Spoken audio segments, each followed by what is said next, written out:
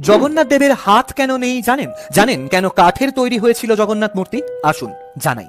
মালাবারের রাজা ইন্দ্রদুম্নকে জগন্নাথ স্বপ্নে দেখা দিয়ে বলেন যে দ্বারকা নগরী থেকে একটি নিমকাঠের গুড়ি ভাসতে ভাসতে পুরীর সমুদ্র তটে আসবে। সেই নিমকাঠ দিয়েই যেন তার মূর্তি তৈরি করা হয়।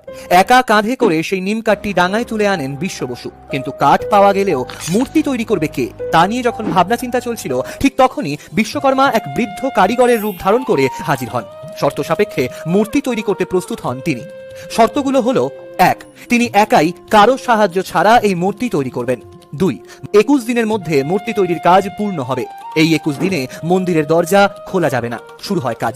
এদিকে মূর্তি নিয়ে রাজা ইন্দ্রদুম্নের স্ত্রী গুন্ডিচা দেবীর আগ্রহ ক্রমশ বাড়তে থাকে। তারা অনেক দিন বন্ধ দরজার বাইরে থেকে কোনো আওয়াজ শুনতে না পাওয়ায় দরজা খুলে দেন। আর দরজা খোলার সঙ্গে সঙ্গেই সেখান থেকে অদৃশ্য হয়ে যান বিশ্বকর্মা। আর অসম্পূর্ণই রয়ে যায় জগন্নাথ দেবের মূর্তি বানানো। Download ShareChat.